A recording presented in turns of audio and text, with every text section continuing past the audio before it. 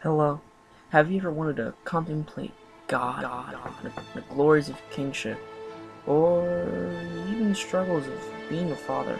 Well, so did Shakespeare, and in his play King Lear, he does just that. What could men have between you and I other than flesh and bone? Hopefully nothing. Speaking of nothing, something actually comes of the topic. But before that, background information. King Lear is the King of England, and now in his old age must make a decision who will claim his throne. Instead of giving his kingdom to one sole person, he decides to divide it between his 3 daughters and their husbands. First act of the play, Shakespeare already is head shocked when Lear's daughter Cordelia is banished from the kingdom and stricken from portioning her father's division of his kingdom. Her sisters before her go into these long monologue pieces of how their father's love is incomparable and oh so corny with their words. Cordelia refuses to act in such childish manners, as she felt that her love was the time and bonding that she spent with her father. So when asked what she had to say, she said nothing, and that nothing came with anger.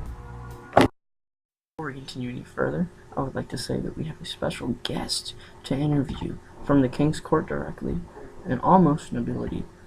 The Fool is here to spread his opinion on what he really thinks about the king himself. Hey guys, I'm Kyron, and I'm going to be interviewing the Fool. So, what is it like serving King Lear? Um, it's pretty good. I honestly don't like the dude. I really like making fun of him because he's pretty dumb. Yeah. He gave away his kingdom to his daughters. Like, what it is. What's your favorite part about your job? Um, I really like almost being nobility, but then just getting to make fun of everyone. Yeah, and then not getting hung for it, even though I get hung later. And what about your least favorite part? Yeah, it's a lot of work trying to deal with King Lear because he's kind of insane. Yeah, dude's really losing his mind. You said you thought he was weird earlier. Can you expand on that? Like, how do you really feel about him? Dude, he's literally an idiot. He gave his kingdom to people who don't really like him. He's also mad. Like he's insane. Aw. I don't know. I don't know. I don't know. I don't know. Homie made me stand outside in the storm with him and not come inside. I was cold. I wanted to go inside. Mm.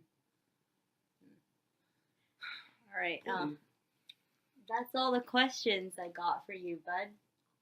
So, Solid, Kyron. yeah. Should I stop it now? This project is giving me an Hi. aneurysm. I have to. Hi. Well, I have to do this on a snail crawling across salt. That's what I'm editing in this video. And that was a great piece by the Fool himself. And now we move on to my buddy Kyrie. He's gonna fill in information about how Kent comes back to King Lear in Act 1 in a disguise. In what ways does this present Kent as a loyal figure? Damn. Or he just be like, hi, I'm Kyron. Alright. What ways does Kent coming back to the kingdom after he was banished in disguise present him as a loyal figure?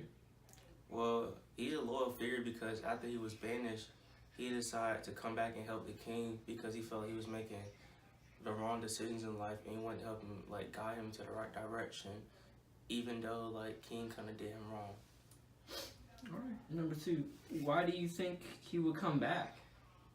I felt like he came back because it was something inside of him telling that I need to do, like, the right thing, and he wanted to, like, make an impact on, like, the world and, like, society. And for question number 3, do you think the king knew as he was talking to Kent the first time before it was revealed later in the play that it was Kent, that he knew it was Kent? I honestly don't think that he like recognized Kent in the beginning, because I think if he did, then he would have made like a statement, made a point to like point out that, look, like he's a phony and that you can't fool the king. But I feel like the king was like kind of like dumb, because I think you would know if someone was like His pretending. senileness really Yeah. just did put it past him. Yeah. Alright, well thank you Kyrie for answering the questions today. Making this video was super fun, and me and Steve wrote the first part, and he chose the motif of nothing and the scene of Cordelia. Give it up. Addie was playing the fool.